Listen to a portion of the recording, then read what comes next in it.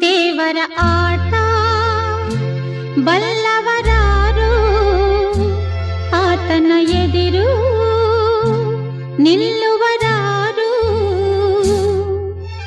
ಕೇಳದೆ ಸುಖವ ತರುವ, ಹೇಳದೆ ದುಃಖವ ಕೊಡುವ, ತನ್ನ ಮನದಂತೆ ಕುಣಿಸಿ